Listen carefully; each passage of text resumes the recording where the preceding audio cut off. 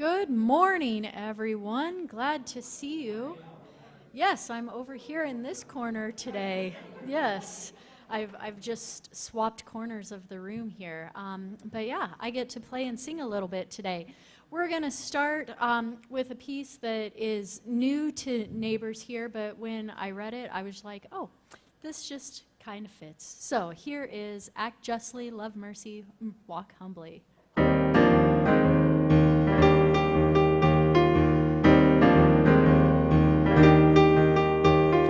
It all comes down to this, what you require of me, love my neighbor as myself, and you above all things. Act justly, love mercy, walk humbly with you, God, in all things, in all ways, walk humbly with you, God. It all comes down to this, to be your hands and feet, good news to all the world, the truth will set us free. Act justly, love mercy, walk humbly with you, God, in all things, in all ways, walk humbly with you, God. It's beauty for ashes, it's morning to dancing, it's closer and closer, the kingdom of heaven. It's beauty for ashes, it's morning to dancing, it's closer and closer, the kingdom of heaven.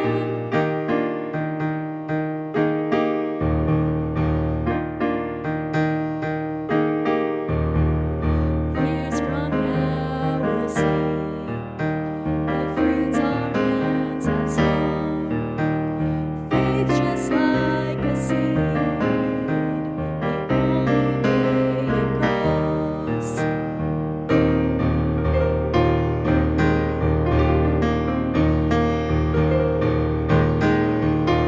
Act justly, love mercy, walk humbly with you, God, in all things, in all ways, walk humbly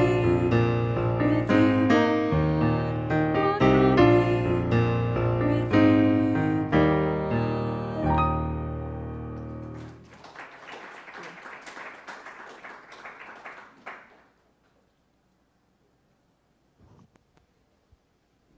Good morning. Good morning. I'm Allison and welcome you to Neighbors this morning. Glad you are all here with us today. Just a few announcements as we continue with our worship. We want to hear from you. On your table, there are little red or orange cards. You may have also received an email. If you have not completed the Neighbors questionnaire, there's a QR code. That's what it would lead you to. We would invite you to do that to kind of tell us, one, we're updating our records, but two, we are also chartering Neighbors Church as an official United Methodist Church. Woohoo! This is a really great thing for us. We're excited about it. That day happens on September 22nd, so please, if you can, mark your calendar for that. It's going to be a really joyful morning that we can celebrate. But if you could, we really would like to kind of get some information from you. We do have paper copies over by our generosity table as well, if you prefer to fill it out that way as well. And okay. If you have a prayer request or joy or concern to share with our prayer team, they would be honored to go into that space for you to lift up those prayers and celebrate with you. You can fill out that green card on your table, and there's a red box on our generosity table. You can just put those in there, and we will make sure our team gets that. September 11th at 6 o'clock, we're going to have pizza, bingo, fun, laughter, and just a good time. So please join us. That's a good question. I'll get back to you on that because I don't know. I'm not organizing it this time. So I'll find out if we are bringing the prizes or not. So, bring your prizes. Yes, bring your prizes. Yes, bring your treasures to make them for somebody else. Kind of executive decision I can make. There you go. If you'd like to save the date, Wednesday, October 2nd, we have a professor coming from Nebraska Wesleyan who is going to talk about the rise of Christian nationalism in the United States and how that kind of has impacted a variety of different things in our country. So just invite you to come on Wednesday, October 2nd at 6:30 p.m. And if you're not receiving our emails, you can fill out that questionnaire. We'll gather all the information, or text the word neighbors to 402-512-1856, or fill out a Connect card on your table. If you would like to continue to help support us, you can do that by giving online, neighborscommunity.org, or sending checks to 575 Fallbrook Boulevard, Suite 102, zip code 68521, or our giving box is over just around the corner. And I think we're back to Amanda. Woohoo. All right, thank you. I think so. All right. We are back. Our next one that we get to sing together is Be Thou My Vision. Oh, let's turn the volume up. There we go. All right.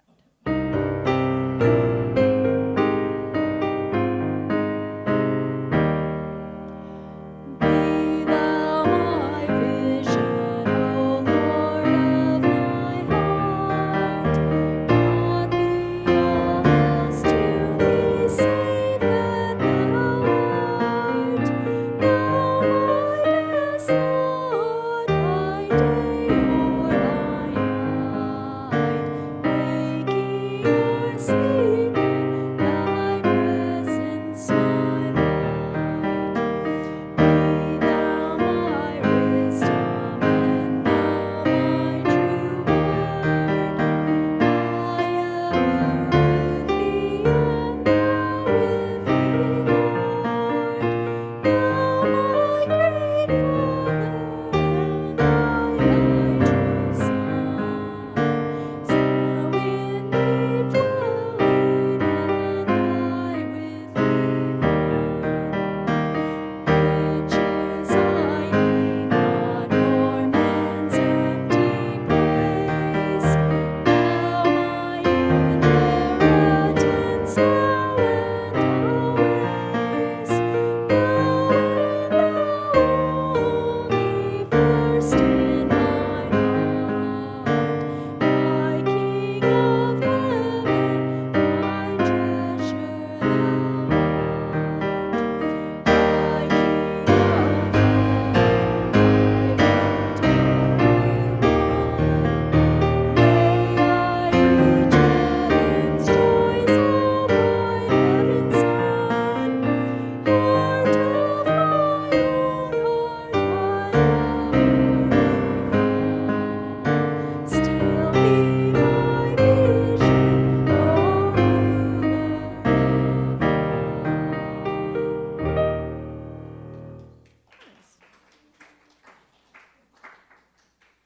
All right.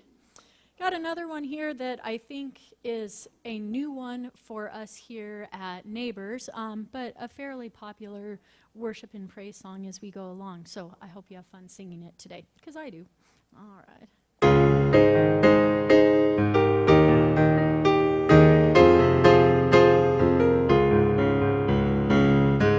Blessed be your name in the land that is plentiful, where streams of abundance flow. Blessed be your name. Blessed be your name when I'm found in the desert place.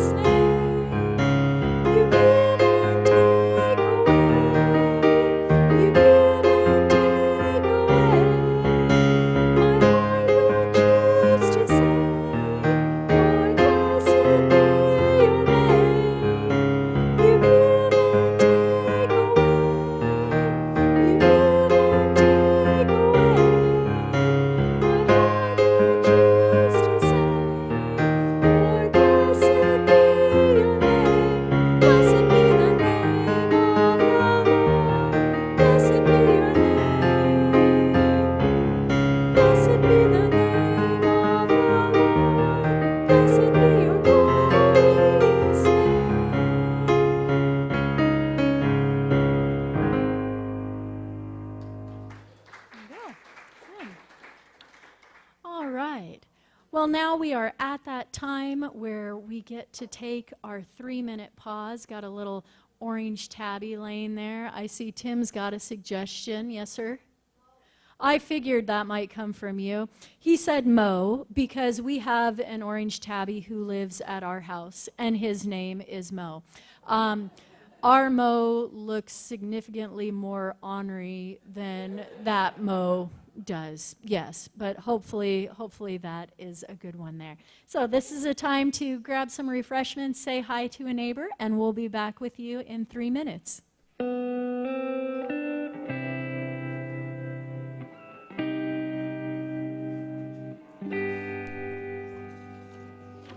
Here comes the moon, held by my love, to shine on you with a light that comes from above. It's not the sun, not burning bright, but it's enough to not be hit by the night. How does a tiny brilliance extend such a hope to the world? The answer is found inside of you. You hold the power to guide people home who are lost in the dark. Your heart burns much brighter than the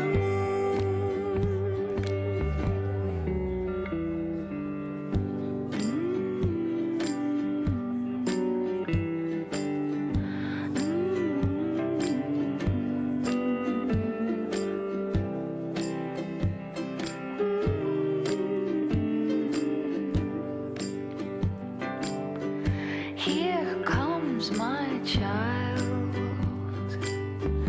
held by my love, to offer hope to a world with light from above.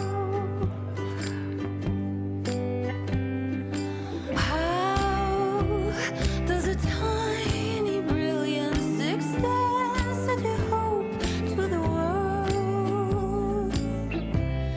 The answer is found inside of you.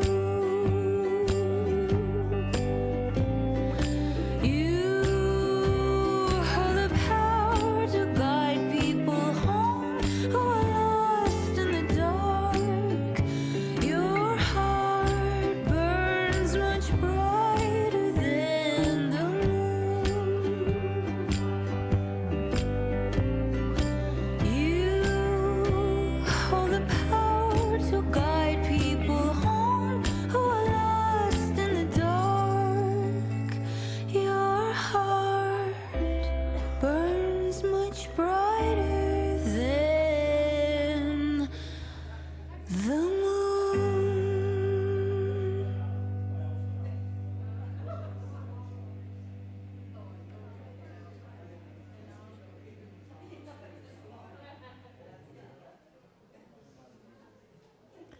All right, welcome back. We get to sing together once again before we go into our scripture and message for the day. Here we go.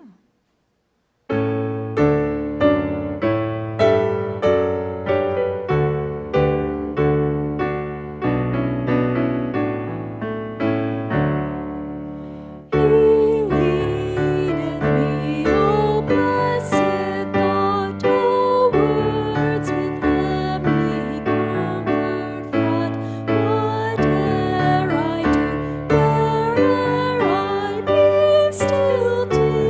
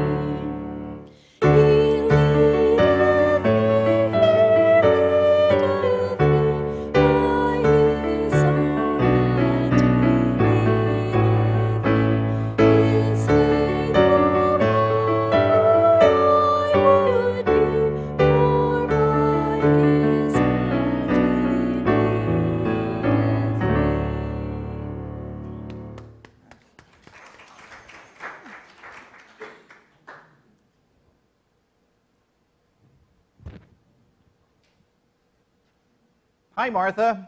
Hi. Hello. Everybody knows my name now. That's right. This is Matthew 28, verses 16 through 20. Now the 11 disciples went to Galilee, to the mountain to which Jesus had directed them. When they saw him, they worshipped him, but they doubted. And Jesus came and said to them, All authority in heaven and on earth has been given to me. Go therefore and make disciples of all nations, baptizing them in the name of the Father and the Son and the Holy Spirit, and teaching them to obey everything that I have commanded you. And remember, I am with you always to the end of the age. Thank you. Hi, everyone.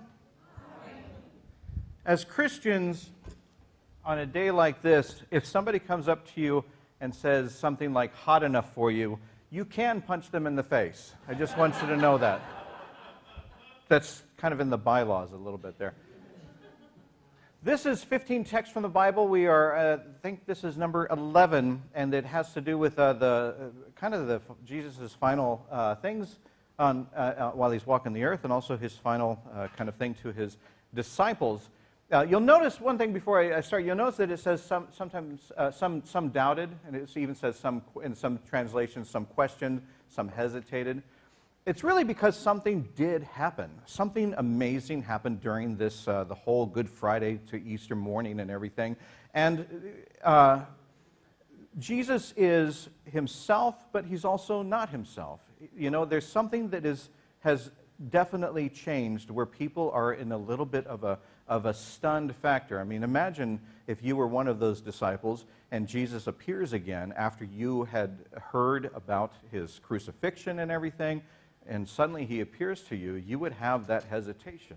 Now, my hesitation would actually start when he started barking orders like this. All authority on heaven and on earth has been given to me. Go, therefore, and make disciples of all nations, baptizing them in the name of the Father, the Son, and the Holy Spirit, and teaching them to obey everything that I have commanded you. That sounds like a lot.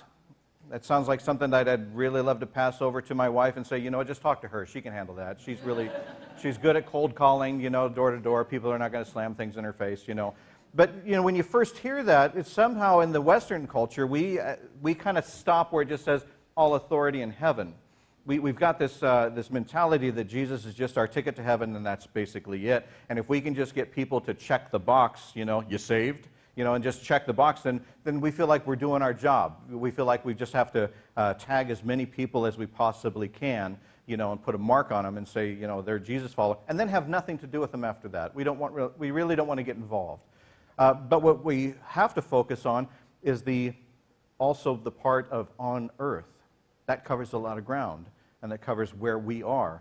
And as a disciple, that's when I get a little weak in the knees. By the way, if you are a follower of Jesus, guess what? You are a disciple. That's what the definition is. It doesn't mean just the 12 or 11 or whatever. It means all of us that follow Jesus. So what Jesus is saying is also to us. Now, when I first became a Christian, I look at something like this and I think, therefore make disciples, baptizing them in all the Father and the Son and the Holy Spirit. Oh man, that seems like a lot. And teaching them to obey everything that I've commanded you, everything, you know. I'm one of those people that I'm thinking, I'm not trained in this. This is not my area, you know. I've been working in sales in the back. This is front room stuff, you know. I'm not really part of this. And when I think about the things that Jesus commanded me, that's where the part of the on earth comes in, the day-to-day stuff. You know, we can't just say one and done. We can't just say, are you a follower of Jesus, and then walk away. We got to follow, you know, stuff like this. This is part of the Beatitudes. When Jesus says things like, blessed are the poor in spirit, or those who mourn, the meek, those who hunger for righteousness, those who hunger for doing the right thing, be merciful, the pure in heart, peacemakers. This is like really on the ground stuff. You know, we're not just supposed to just say, you know, I tag thee Christian, I judge thee not, and then just be done with it. We're actually supposed to get involved. If we're supposed to have our training and jobs, you know, I don't know about you, but sometimes my training is taken anywhere from a week to a month. Jesus, when he walked the earth, gave us 3 years. And then he gave us at least 3 handbooks. I mean, you can include so much of the other Bible and everything like that, but we have to look at that to say, what is our job title? Because what Jesus is calling us to do as Christians is not just to be saved and just go, "Hlee-dee-lee." We're actually supposed to be, this is a vocation of ours. Whatever our job is, we are, number one, disciples. And that means we got to do this stuff. We got to be nice to each other. We got to reach, Jesus, he went and had dinner with strangers, and he reached beyond boundaries. He welcomed people that the rest of society had cast out. He shared love when people threw hate at him. I'm telling you, that seems like a lot, I wish I would have checked the one ads a little bit further before I applied for this job. Because I don't have a good reputation. I don't know about you guys, but I've had a number of jobs, and I've screwed up at least once in every one of them. How am I supposed to be a disciple of Christ and do all this kind of stuff? Basically going around the earth and being kind of Christ-like and everything like that? I'm a mess. I don't know about you guys, but I've screwed up a lot in my life. Let me give you my resume. You might have heard some of these before. I started out with Schroeder's Jack and Jill. Your uncle, right? Is it your uncle? Right there. Yeah, we have a connection, and I'm sorry for that. Worked there in Waverly, Nebraska. First job I had. Second day on the job, sacking groceries. We had these humongous kind of front-loading dolly carts, and we put all the groceries on, and people would buy their groceries, and we would lift these things up, and we would carry them, out to their car for them. And this one lady gets her groceries, she pays for it, and she just takes off. And I'm nervous because I think I'm going to lose her in our crowded parking lot. And so I pick it up there, and I march it right through the automatic door. And I really mean right through the automatic door. I beat the timing of the automatic door. I trashed the whole thing, the cart right through it, everything like that. But I had a boss there that actually came in and said, "Little eager, aren't you?" And he smiled, and he forgave. Next job, Showbiz Pizza Place. This is, I'm working up the ladder here. This is a pizza place in Lincoln. It used to be called Showbiz Pizza Place, then it became Chuck E. Cheese, and I'm not sure if it's even there anymore. But this handsome lad right there is Billy Bob. He was the star of Showbiz Pizza Place. They were animatronic things, but we also went out into the public and did special events and things like that. And when people did special events, some people had to be Billy Bob, and I was the one that had to be Billy Bob. The costume was heavy and hot. The shoes were like 10 pounds each. In the nose, they had this fan that did nothing. It blew the bad breath of everyone that's worn that costume before right in your face. And the vision of it, the eyes were meshed to the very pupil of the eye, so you were seeing like this, And we were at this, I can't even remember what it was, but there were a lot of kids, And you could see children, running and all excited to see Billy Bob, and I'm walking around. And there's a person that is supposed to be kind of helping me, because I can't see very well, but they're really just kind of walking around, And so I see through this, I see a little girl running toward me very excited, And so I start to run toward her. And I feel this thump on my knee, and my person next to me says, "You just need a girl in the face." And I am able to look down, and I just in time to see this little girl like this, "Billy Bob," So that was a mistake there too. But I had a boss that said, that's just funny. The child was okay. Just try not to act violent in the future. Then I went to the Youth Treatment Center. This is a drug rehab place. Now we're getting a little more serious in my jobs here. This was, now it's called the Independent Center, but in the early days, there were two separate places. There was the Independent Center, and then there was the Youth Treatment Center. And the Youth Treatment Center specialized in drug and alcohol addiction for people anywhere from the age of 12 to 19. And this was a hard job for me. This was a job where you had people that were court-ordered to be there. Some people wanted to be there. Some people did not want to be there. This job was the first job that I ever had where somebody threatened my life. I'd like to say it was the last job, but it's not. It's the first job that somebody threatened my life. They actually said, "I'm going to kill you." The counselor at the time looked at his chart and said, "Yeah, he probably would." And so I actually, it was a very, very hard job, and I always felt like I was a little bit out of my league because I had counselors with a lot of wisdom and they brought a lot to the table, a lot of experience, and I always felt like, they were better than me. But I had counselors there, people that I worked with and bosses and things like that, that continued to encourage me and say, "You're doing great." They'd look at the things that I was charting and everything like that. They said, "You're doing fantastic." Sadly, when the Independence Center and the Youth Treatment Center merged together, people got laid off out of seniority, and I was the last one out of seniority, and I got laid off. And I ended up working at the Lincoln Regional Center. Now, this was a completely different story altogether. I worked in an entire ward. It was an entire, I think, 2 to 3 floor building of people that had abused other people. And I had to hear all their stories and continually lived in this world every day. And that's where I really found out that there are very skilled people that can do certain things, and I'm not one of them. I couldn't. I was 21, 22. I was starting to try to do comedy, and hearing these stories of abuse and everything like that, I couldn't take it.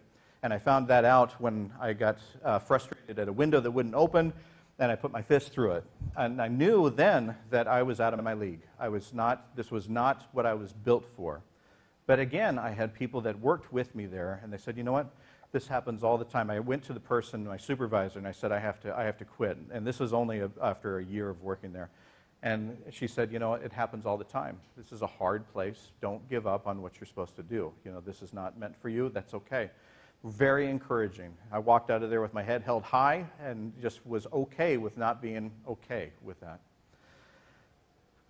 Didn't have a job plan after that, so I ended up working at Taco Inn. Now, Taco Inn. Yeah, you can truly work there and just not turn your brain off at all during the day. Actually, that's not true. There are times you have to turn your brain on. We were busy one day. You ever say something that you just think is, "Gosh, I shouldn't have said that." You see, somebody or something, and you comment, and you just think, "Oh, I just put my foot in my mouth on that one." I'm a short guy. I know I look tall over here, but I'm 5'6". I've never had to duck in my life. I have always had people that I've looked up to. And 2 guys came into Taco Inn during a busy lunch hour. One of them was tall, but one of them was really, really short. Shorter than me. Shorter than Brian. Really short. And so the first thing in my mind is a short person, And I think, but I see more than just height. I'm not that shallow. I see more to this person. This person is a professional, and this person is all this kind of stuff and everything like that. And the tall person orders a hard-shell taco. The short person orders a soft-shell taco. And it's really busy, so they go and sit down, and I say, "I'll bring it out to you," And the order's ready, and somebody says, who does this order belong to? And I say, "I know who it belongs to," not because they're short, but because I just remember people. I'm good with people, right? That's what I'm telling myself. And so I bring the tray, and I go over to the person, and I say, "1 hard shell, 1 small shell." Yeah, 1 small shell. Totally felt like a jerk on that one, but my boss overheard it and just laughed and laughed and laughed and laughed and encouraged, again, said, "It's fine. You really put your foot in your mouth. You said something stupid there. It'll be fine."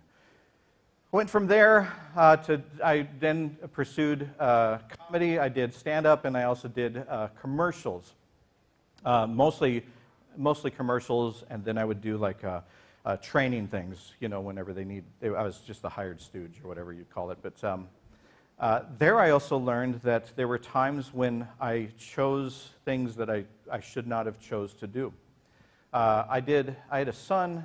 I still have a son, but he was he was quite young at the time, and I was not smoking or anything like that. I encouraged him not to use tobacco, but for the money, I did a commercial for a tobacco place, a cigarette shop. And the minute I did it, I felt bad. I felt like I had gone out of my value system because I wouldn't teach my son that, so why am I being paid to do that? And I felt cheap. You know, I felt like I was just doing this for the money, but I wasn't believing what I was doing. So I learned a valuable lesson there. And the person that did the commercial with me and stuff continued to hire me, and I, even when I told them that I would not do those commercials anymore, continued to hire me for other things. So I learned that there were certain things that I was good at, certain things that I was not, certain things I'd do, certain things I wouldn't. I got into radio after that. They hired me to do the mornings. Now, I started out on Froggy 105.3. It's Froggy 98 now. The ratings got up while we were doing the mornings, and they moved to a higher tower, and they changed to Froggy 98. But at the time, it was Froggy 105.3. Now, I have nothing against country music. I just don't listen to it. And so I was really out of my league. I had to have the list of the people, of who I played and everything like that, and say their names and read it off the list and all that kind of stuff. But it was intimidating because I was used to just being, smart aleck and all that kind of stuff. But now I had to actually run equipment. And at this time, they had, it was hardware. It was like CDs. It wasn't just digital, and things like that. We had reel-to-reel and all that stuff.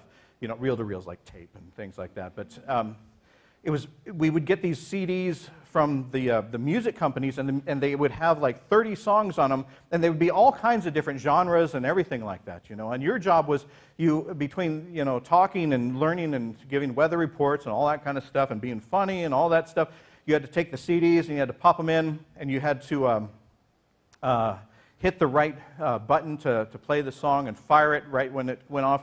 And I'm not even doing the mornings yet. I'm still in training on this, but I'm live on the air in an afternoon. And my job is to say, Froggy 105.3 in the morning or in the afternoon, welcome aboard, whatever.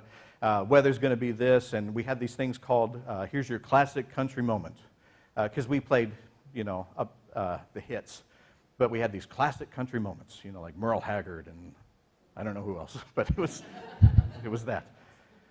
So I've got that song coming out, so I pull out of this song, and I'm nervous because I got to talk, and I got to hit this button, I got to cue this up, and all this kind of stuff, and I say, Froggy 105.3, and here's the weather and all that stuff, and now your classic country moments, and this played.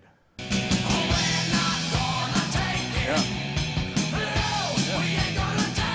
Isn't that nice? Yeah. Stop bobbing your head. I was probably the first person to ever play Twisted Sister on a country radio station in Lincoln, and felt right there that I was so nervous that, when you're nervous, you just freeze. The whole song played. I couldn't take it out or anything like that. And my boss comes in, because it's in the playing throughout the building, and he comes in and he is bellied over laughing.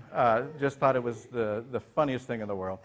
And so I was forgiven and given all that stuff. Went on, and you get a comedian that's worked in radio. What are you going to do? Well, you make him produce the news. That's what you do. That's the logical thing. And so I started producing the news at 10:11. And at the time, Ken Shimmick was the weatherman. I think he still is.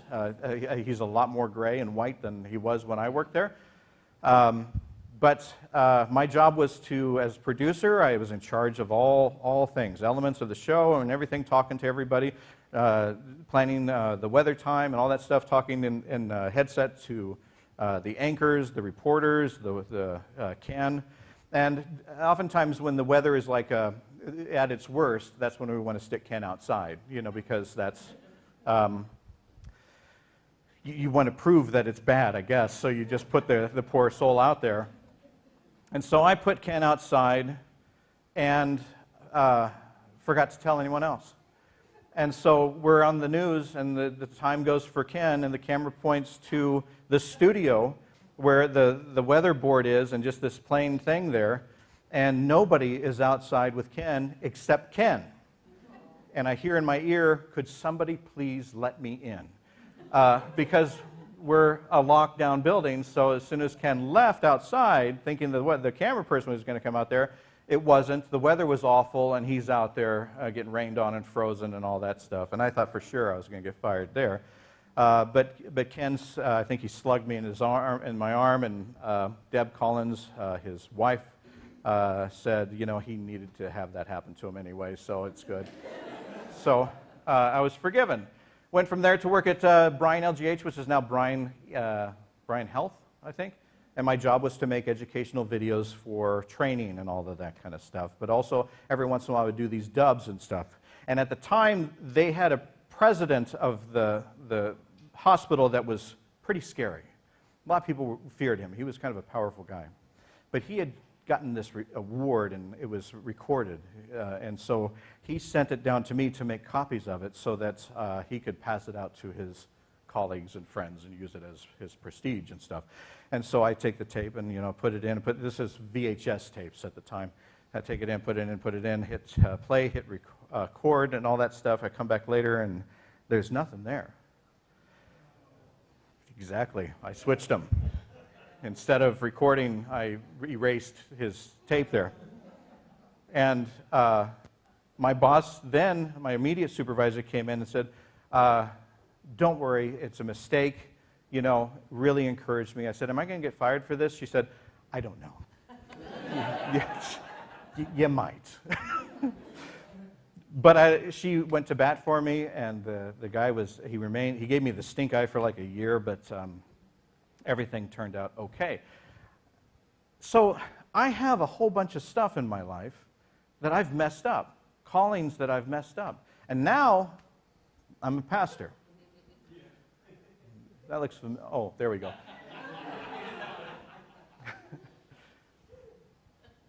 And I guarantee you, I will mess up again. I have, I will again. The first year or two of my pastoring, I was in a town that we had a lot of funerals. I did funerals for people I didn't know. It was one of those where you literally had about 3 funerals a week. I'm in the middle of a funeral, think I'm doing great, find out I'm calling the guy the wrong name. So I will make mistakes again and again and again, as I hope all of us have. I hope that my resume of mistakes does not differ so much from other people's resume of just looking at their past and saying, this is where I kind of screwed up. This is where I kind of made the mistake.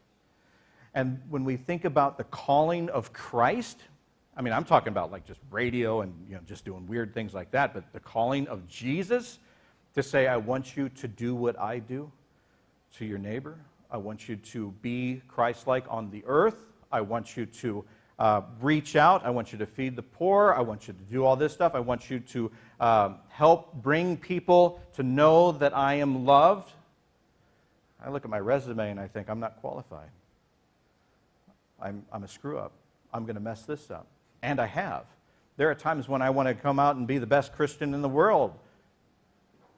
And maybe an hour later, I maybe say something that I shouldn't, or I judge somebody, or I'm not as quick to forgive either somebody else or myself. But there's one part in that thing that Jesus said to his disciples at the very end that I want us to always remember. I'm with you always, to the end.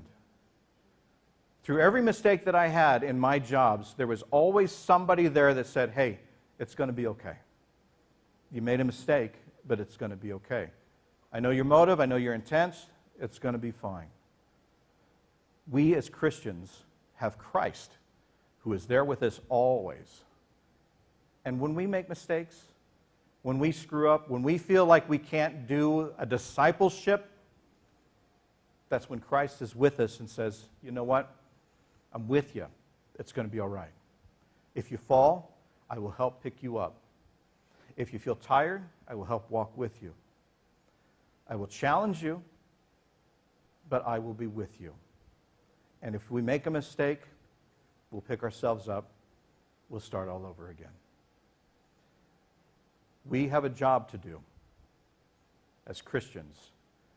We are all called for that job. We are called to bring the gifts of who we are to this job.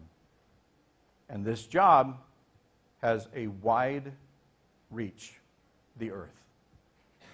Whatever we do, wherever we go, We are Christians. We do the work of Christ. And sometimes we mess it up. I hope we remember that when we run into other Christians that may have messed it up, and that we can take turns saying, it's going to be okay. We'll start over. We'll go again. Would you pray with me?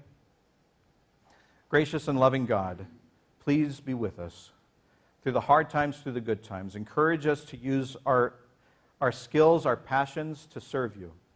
Whether we are passionate at painting, let us be able to paint imagery of your love. Whether we can sing, let us help sing your song. Whether it's just talking to our neighbor, encouraging our neighbor. Whatever it is that we bring to the table, help us to use those skills and use that part of who we are to help share your love with the rest of the world. And no matter how many times we err, how many times we fall short, remind us to keep going. Remind us to continue to love you, to love ourselves, and to love our neighbor. In Jesus' name, Lord, we pray. Amen.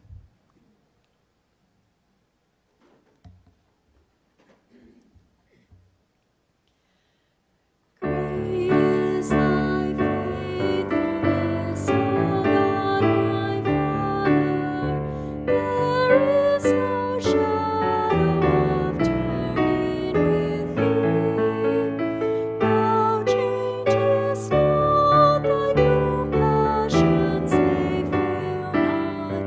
As thou hast been, thou forever wilt be.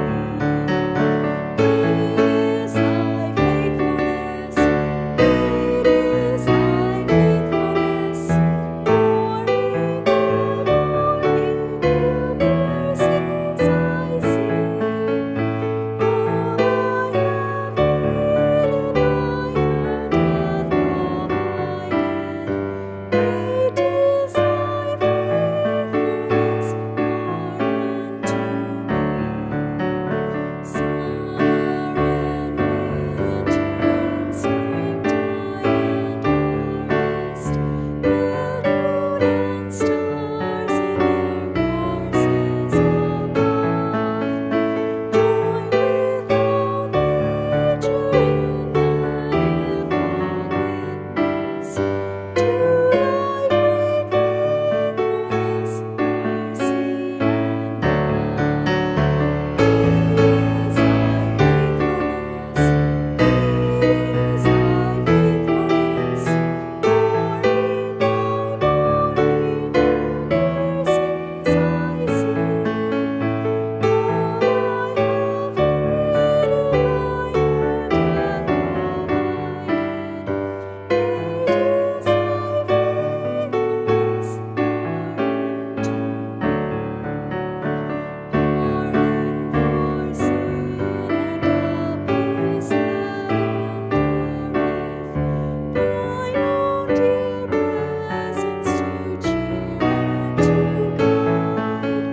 Strength for today and bright hope for tomorrow.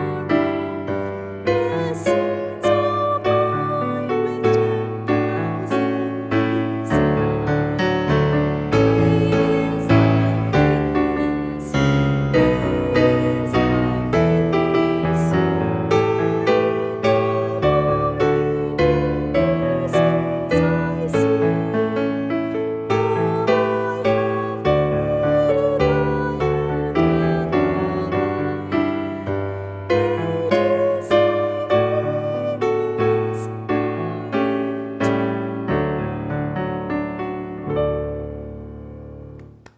Thank you. If there's ever proof of just being human but trying your best, the disciples are a great way to look at.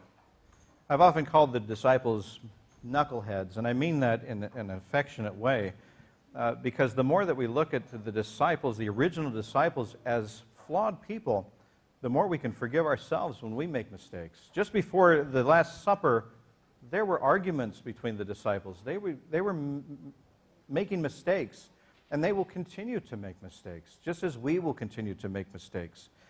It's times like that that we need to realize the amount of love that Christ has for us. where Christ says, you know what, it's okay. This is my body, take, eat. I'm giving this to you because I love you.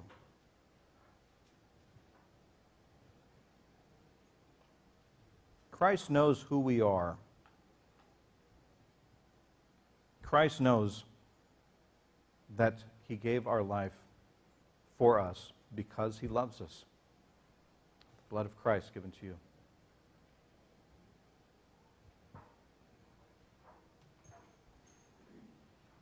When we look at the commandment of Christ, it's daunting.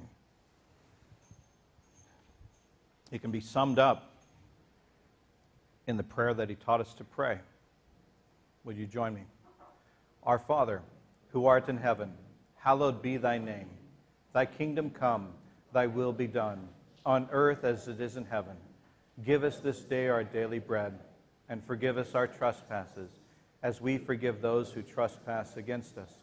And lead us not into temptation, but deliver us from evil. For thine is the kingdom, and the power, and the glory forever. That has forgiven us, that has forgiving ourselves and forgiving others. That's a roadmap of knowing that there are times that we are going to mess up. But we are not called on this earth to be perfect. We are called to be loved and to share that love. I hope this week, as you are, you take your vocation of being a Christian seriously. And that means loving God, loving yourself, and loving your neighbor. All flaws and all. Now let's close with Amazing Grace.